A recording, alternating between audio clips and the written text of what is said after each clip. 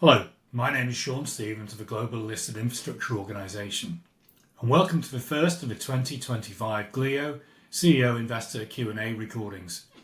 Since our last broadcast at the end of 2024, you should have received a copy of the winter edition of the GLIO Journal.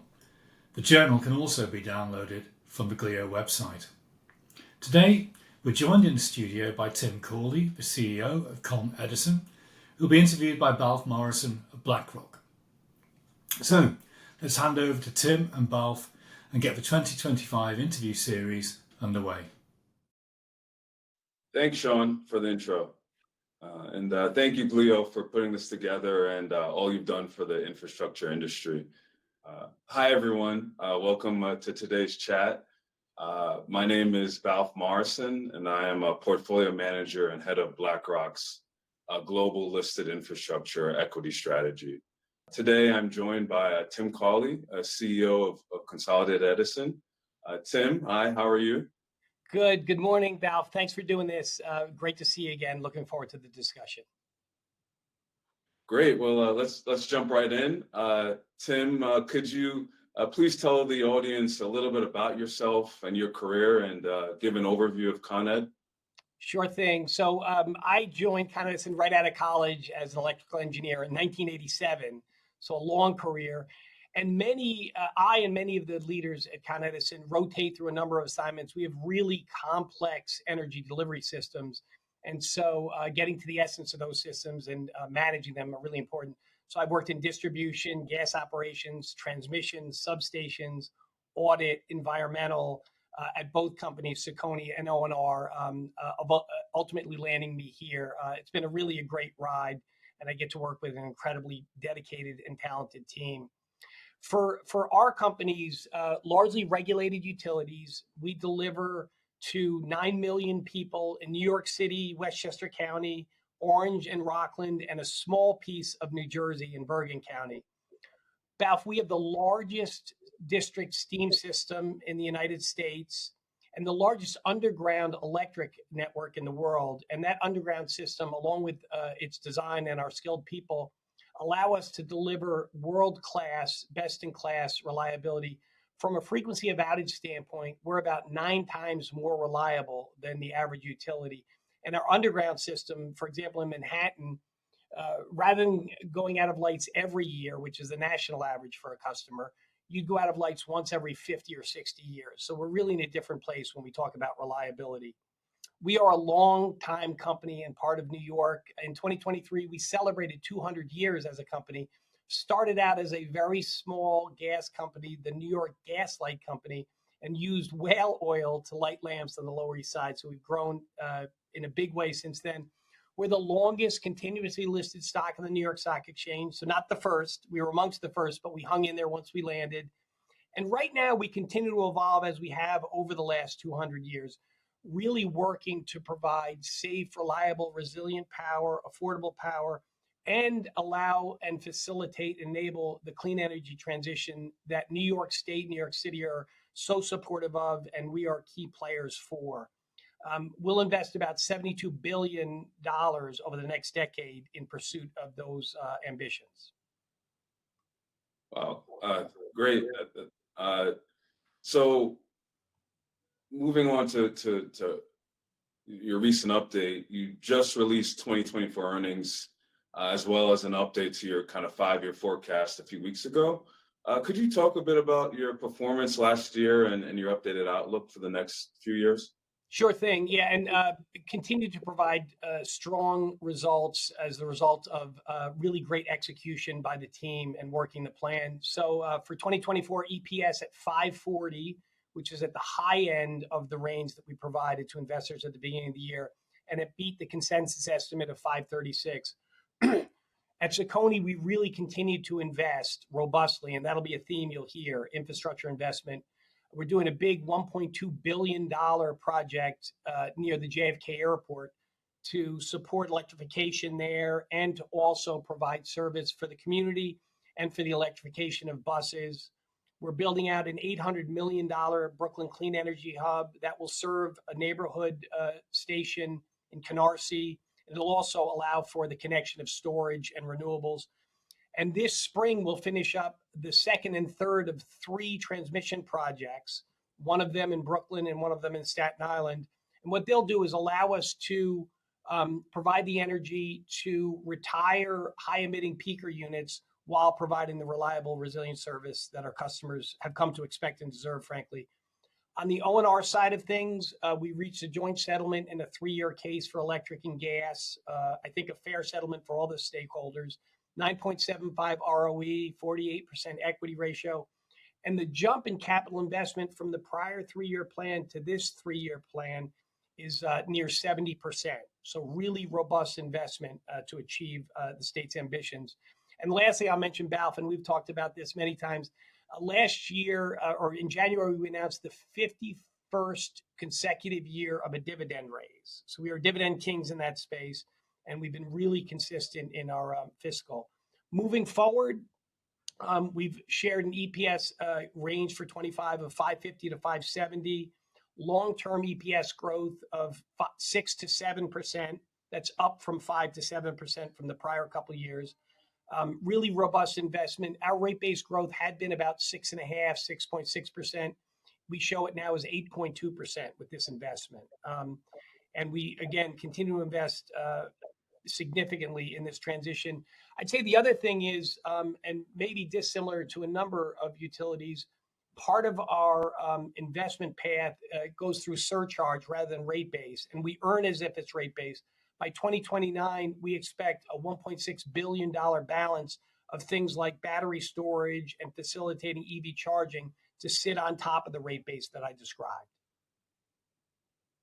Great. No, a great set of results. And a little further back in January, you released your updated integrated long-range plan.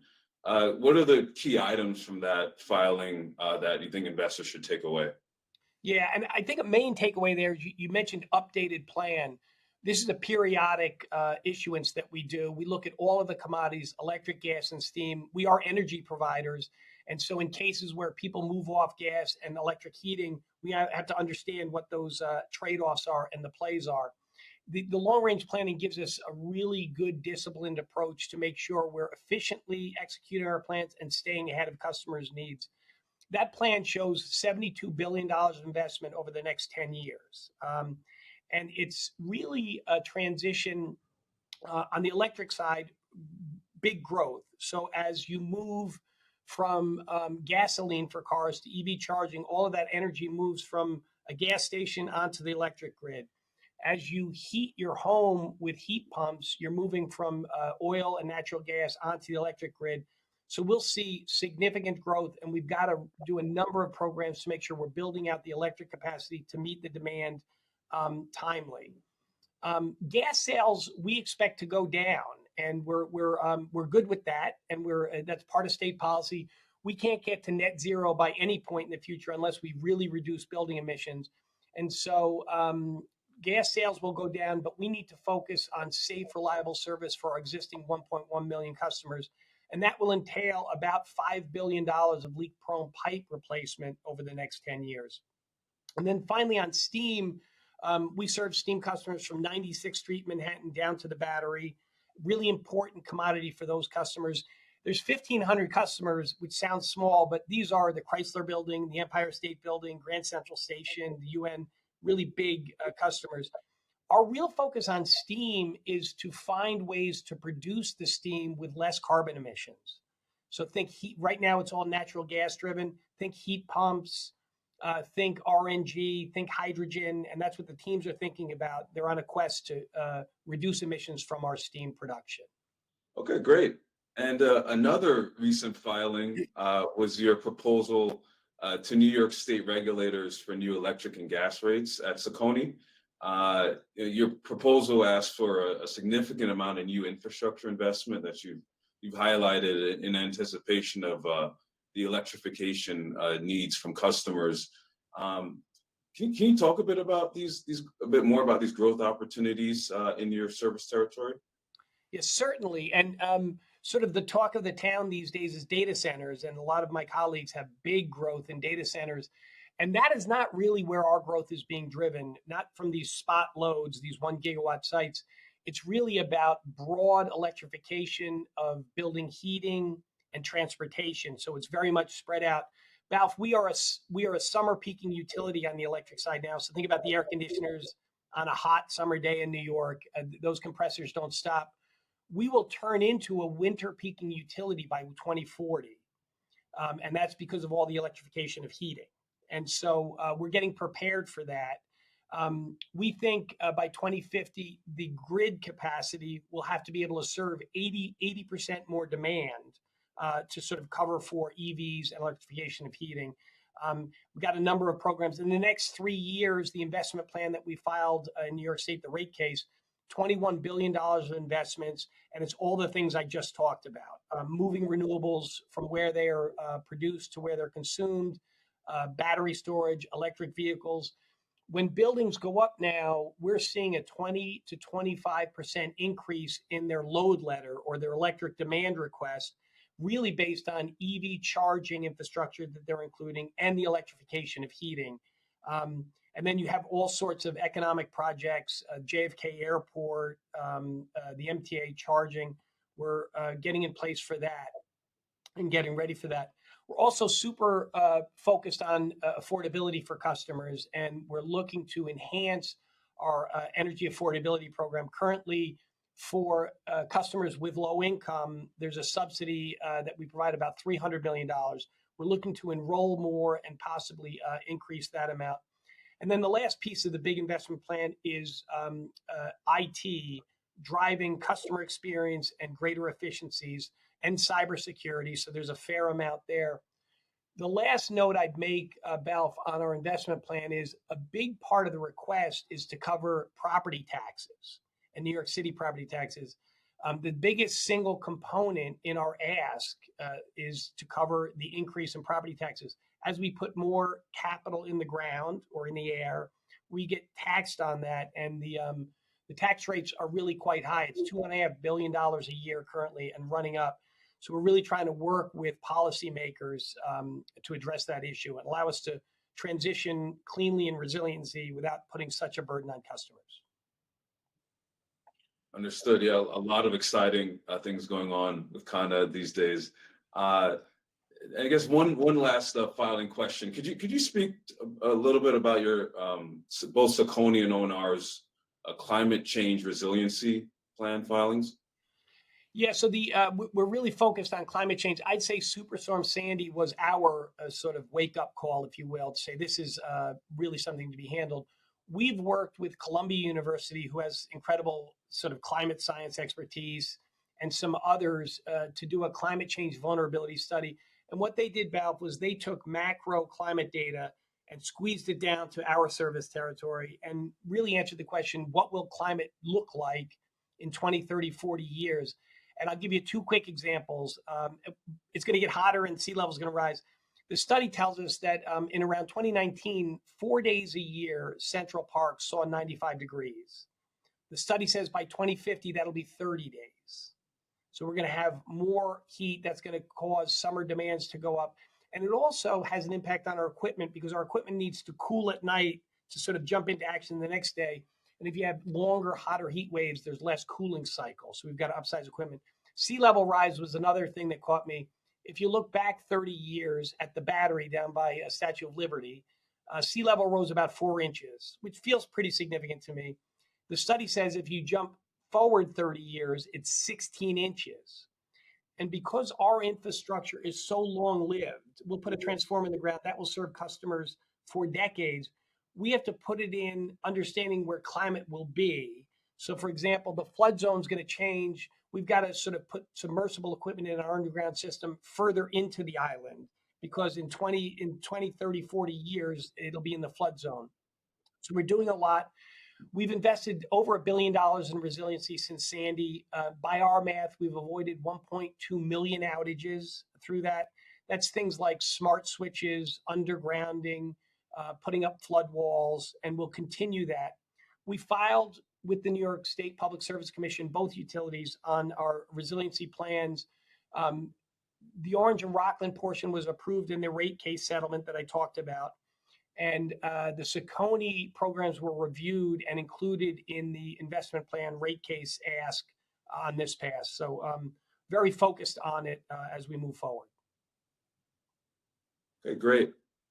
So maybe going back to your gas customers, that I think 1.1 million you mentioned. Can you talk a bit about your strategy for kind of a bit more about your strategy for reimagining the gas system and decarbonizing those assets? Yeah, and when we look at societal goals and New York State and city goals in particular, we really recognize we have to reduce building heating emissions in order to get there as a society. And so there are a number of steps we're taking to encourage a reduction of gas consumption. It sounds strange for the CEO of a gas electric steam company to say, let's sell less gas, but that's really where we're headed. We are keenly focused on providing our existing 1.1 million customers with safe, reliable, efficient, affordable energy. And we've got teams out there every day that are executing on that plan. But we're also supportive of a number of local legislative moves that prevent the growth of the gas system. So currently in New York City, if you build a new structure or building up to 7 stories, you cannot hook up to natural gas. And we're seeing those buildings electrify. Larger buildings follow a few years later. And then New York State has a very similar set of legislations that kick into gear sort of N+2 years. But in the very near future, new buildings won't hook up. We think that makes good sense because you don't want to add to a system that you're trying to sort of shrink over time. We're providing customers with lots of opportunities to move off natural gas. We have an energy exchange program, really electricity for the fossil fuels. Over 30,000 of our customers have moved over to air source heat pumps with good results so far. We'll continue to upgrade the infrastructure. I talked about the main replacement program. We'll continue to do that to ensure safety and to reduce methane emissions. And the team's done really great there. And particularly focused on safety, we've installed remote natural gas detectors as part of our smart meter system. We use that communication network, and it really does. It's a game changer for safety. If it senses methane in the basement, it looks like an easy pass, a little white tag that we put in on the entry point of a service, and it will alarm locally, like your carbon monoxide would, but it'll also alarm back to our dispatch center. We'll send crews independent of a call, and I get the monthly reports on the incidents that we've responded to. These devices are very accurate and invariably are saving structures and likely lives. So really focused on that, and it's really a sign that our folks innovate on behalf of our customers and their safety. Great. And thinking about affordability for both your electric and gas customers and the customer bill, I know it's been a focus for you all and many of your peers throughout the industry. As you look to make all these investments to further New York State and city goals and electrify your system, kind of what are you doing in terms of the customer bill and thinking about that affordability issue? Yeah, and it is a big issue. Always has been. We've always been focused on it, and I would say never more so than now. I'd say it's always been a concern. It starts with us as a company being really strong stewards of our customers' dollar, working efficiently, working smartly, leveraging data to prioritize work, and to really make sure we're getting the biggest bang for each customer dollar that's invested in the system. The second thing we've always pushed, and likely the best tool in all of our drawers, is energy efficiency. Really good for the environment. You're not producing the megawatts, and it's good for the customer bill. Regarding bills in our region, CECONY in particular, New York City, our per unit cost is quite high, cents per kilowatt hour, but our usage is very low. And the bill is a product of those two issues. And so when you look at recently a study was done with 186 of our peers across the country, CECONY customers rank 185 out of 186 for consumption. Only one utilities customer uses less energy. So when you take the high per unit cost times the very low consumption, our bills are in the lowest quartile. And so that doesn't mean we can relax on that. We want to drive efficiencies and change, but we shouldn't be put off by the per unit cost. It's really about the total bill that we're looking at. The other thing is we really want to watch out and have for customers with lower incomes. And so our tariffs are structured such that the design is those customers won't pay more than 6% of their wallet for energy, sort of an energy burden. We sort of direct about $300 million toward that pursuit every year. And we're finding ways to ensure that everyone who's eligible can sign up. You can self-certify, there's any number of means, but we're really proactive in beating the bushes to bring people out and avail themselves to these discounts. We think that is essential because if we're going to make the grid more resilient and we're going to transition to a cleaner, those folks simply can't do it, notwithstanding the fact that they want to do it. And so we need to step in with some of that help, and the EAP program does just that. Great. So wrapping up here, Tim, as you mentioned, Con Ed has a storied multi-century history, 51 straight years of dividend increases, making you a dividend aristocrat and I guess a dividend king as well.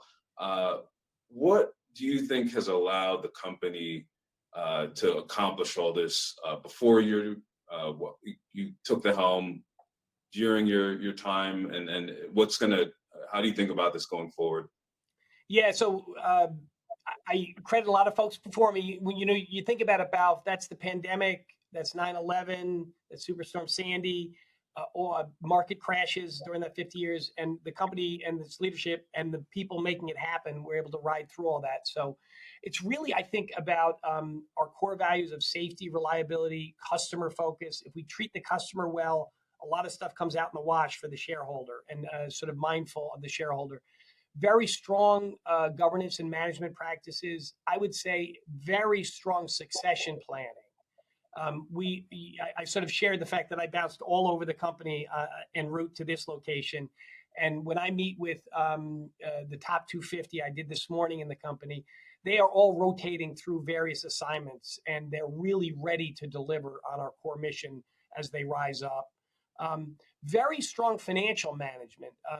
When interest rates rose, a number of companies with debt at the holding company sort of had to unwind that.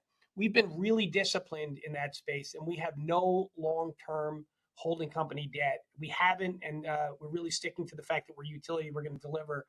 I think our regulatory environment, they dig in, our regulator certainly digs in, but the basic tenets, I think, are constructive. We have reconciliation for major costs like pensions and storms.